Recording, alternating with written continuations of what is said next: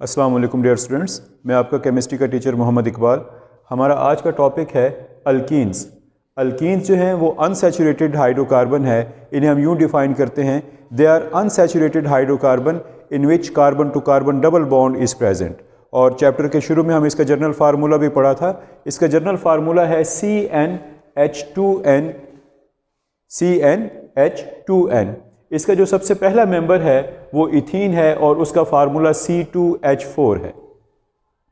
ये जो अल्कीन्स हैं इन्हें हम ओलिफिन्स भी कहते हैं। ये ओलिफिन्स जो लफ्ज़ है ये एक लैटिन वर्ड्स जो है वो लिया गया है, दो अल्फाज का मजमुआ है ओलिफिन्स। ऑली मीन्स ऑयल और फिन्स मीन्स फॉर्मिंग, यानी ऐसे कंपाउंड जो ऑयल बनाते हैं। इसकी वजह यह है कि जब इसके लोअर मेंबर हैलोजेंस के साथ रिएक्शन करते हैं तो वो ऑयली प्रोडक्ट बनाते हैं, इस वजह से इन्हें हम ओलिफिन्स कहते हैं। इसके जो है वो ये भी जो है होमोलोगस सीरीज़ बनाते हैं। इसके मुख्तलिफ मेंबर्स हैं। इसका जो सबसे पहला मेंबर है उसका फार्मूला C2H4 है। इसे हम इथीन भी कहते हैं और इथाइलिन भी कहते हैं। इसका जो दूसरा मेंबर है उसका फार्मूला C3H6 यानी कार्बन एटम की तादाद 3, और इसे प्रोपीन भी कहेंगे और प्रोपाइलिन भी कहेंगे।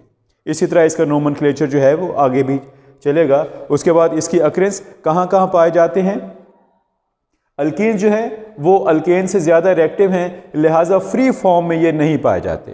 दे seldom occurs in free form, यानी सेल्डम का मतलब कभी कभार ये फ्री फॉर्म में पाए जाते हैं। अमूमन जो है ये कंबाइंड फॉर्म में हमें मिलते हैं। उसके अलावा जो है ये कोल गैस में भी थोड़ी मिकदार में मौजूद होते हैं, और जो आम नेचुरल गैस है, सुई गैस जिसे हम कहते हैं, इसमें भी इसकी जो है वो अमाउंट मौजूद होती है। बाज़ औक़ात इसकी जो मिकदार है वो 20% तक जा पहुँचती है। इसके अलावा इसे हासिल करने का जो बड़ा ज़रिया है, मेन ज़रिया है, वो पेट्रोलियम की क्रैकिंग है, जिसे हम थर्मल क्रैकिंग कहते हैं। पेट्रोलियम को हाई टेम्परेचर पर हवा की गैर मौजूदगी में गर्म करते हैं तो वो पेट्रोलियम के जो मालिक्यूल हैं जिनमें कार्बन एटम की तादाद ज़्यादा होती है, अमूमन ऑक्टेन होते हैं, तो वो टूटते हैं और उससे अल्कीन्स वगैरह तैयार होते हैं। उसके बाद इसकी प्रिपरेशन के मुख्तलिफ तरीके हैं। इनमें जो पहला तरीका है वो है by the dehydration of alcohols, alcohol की डिहाइड्रेशन। डिहाइड्रेशन जैसे आप जानते हैं, hydration addition of water molecule and dehydration removal of the water. तो इसमें जो इथाइल अल्कोहल है उसे कंसनट्रेटेड सल्फ्यूरिक एसिड के साथ मिलाते हैं। Excess of concentrated sulphuric acid, यानी सल्फ्यूरिक एसिड की मिकदार ज़्यादा होती है और वो कंसनट्रेटेड फॉर्म में भी होता है, मुर्तकिज़ होता है। उसे 180 डिग्री सेल्सियस पर गर्म करते हैं। जब 180 डिग्री सेल्सियस पर गर्म करते हैं तो पहले स्टेप में ही पानी का मालिक्यूल निकल जाता है। और वो पानी का मालिक्यूल कैसे निकलता है, ये जो इथाइल अल्कोहल है उसमें से OH ग्रुप और सल्फ्यूरिक एसिड में से एक हाइड्रोजन एटम निकलता है। तो ये OH और H मिलकर पानी का एक मालिक्यूल बनाते हैं। बाकी यहाँ बचा बाईसल्फेट HSO4।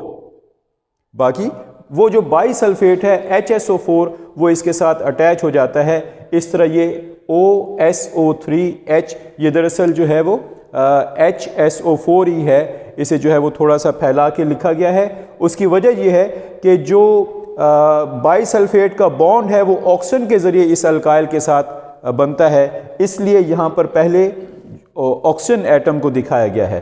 तो इस हिस्से का नाम इथाइल और ये बाईसल्फेट या हाइड्रोजन सल्फेट, लिहाजा इस कंपाउंड का नाम बनेगा इथाइल हाइड्रोजन सल्फेट। ये एक इंटरमीडिएट कंपाउंड है। मज़ीद गर्म करने पर ये जो है रेडिकल निकलता है, तो ये बाईसल्फेट निकलेगा, एक कार्बन से डिटैच होगा और उससे अगले कार्बन से एक हाइड्रोजन एटम डिटैच होगा। तो ये बाईसल्फेट HSO4 और एक हाइड्रोजन मिलकर ये H2SO4 बना देंगे।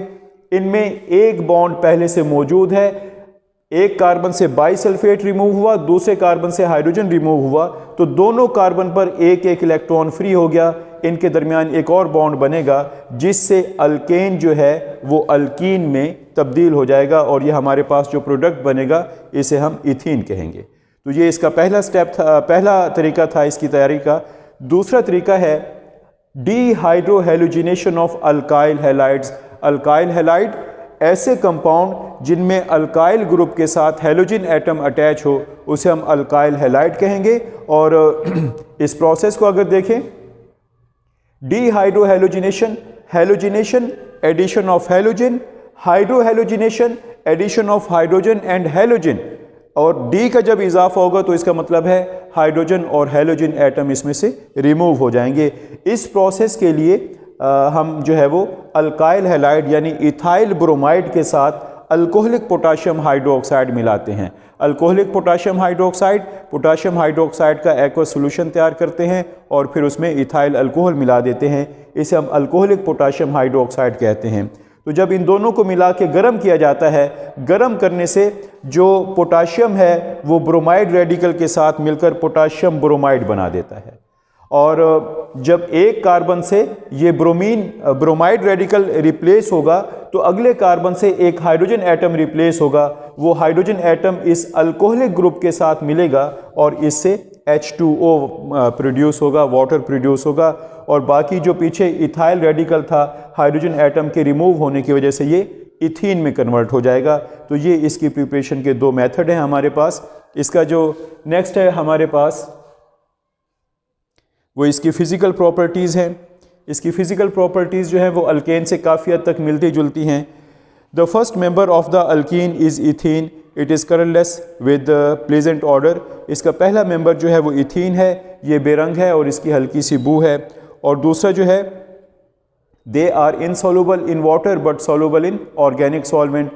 ये जो है वो पानी में हल नहीं होते क्योंकि ये नॉन पोलर हैं, जबकि ऑर्गेनिक सॉल्वेंट में ये डिज़ोल्व हो जाते हैं।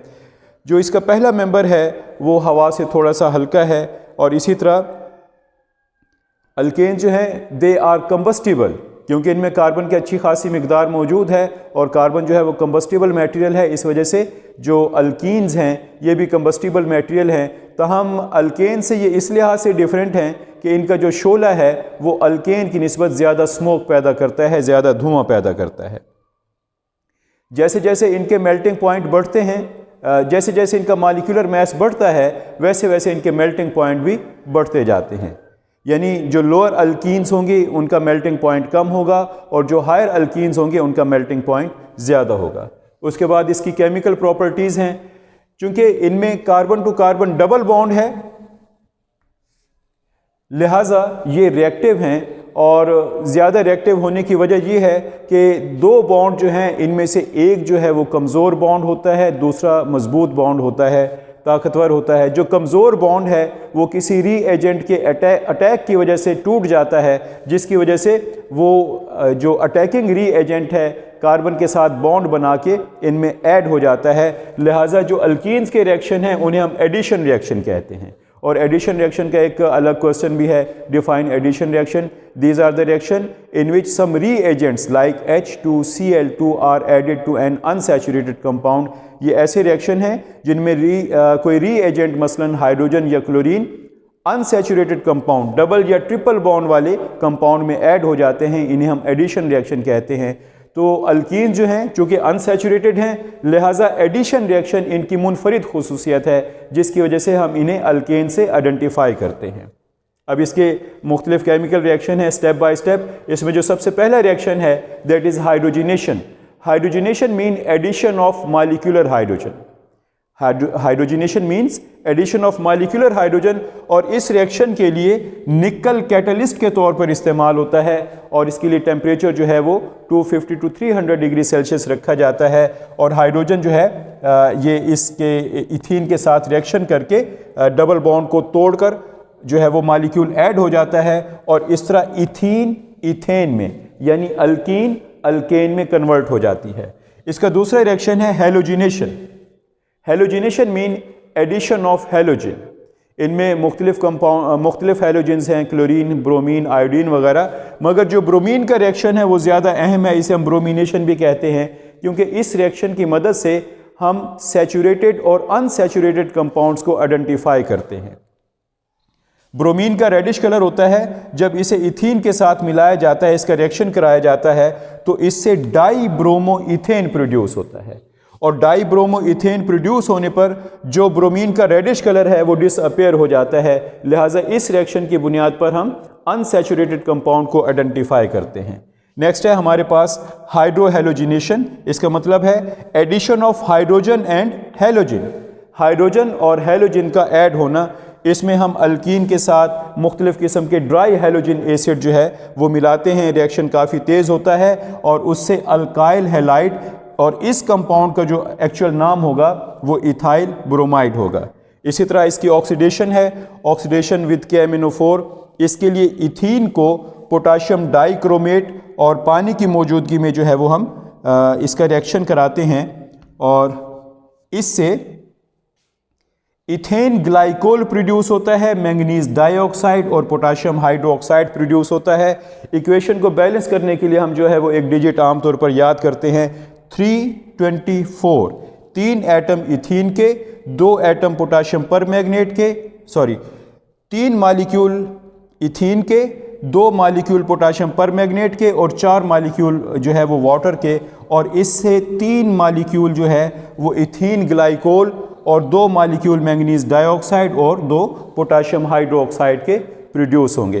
तो ये रिएक्शन भी कंपाउंड की अनसैचुरेशन को टेस्ट करने के लिए इस्तेमाल होता है, क्योंकि इससे पोटाशियम पर मैग्नेट का जो पिंक कलर है वो डिसअपियर हो जाता है। इसके बाद इसके यूजेस हैं वो मुख्तसर तौर पर हम देख लेते हैं। ये जो है फलों को, फ्रूट्स को मसनूई तौर पर पकाने के लिए इस्तेमाल होता है। इसे पॉलीमराइज़ करके इससे पॉलीथीन बनाते हैं, जिससे प्लास्टिक बैग और खिलौने वगैरह, कप वगैरह बनाए जाते हैं।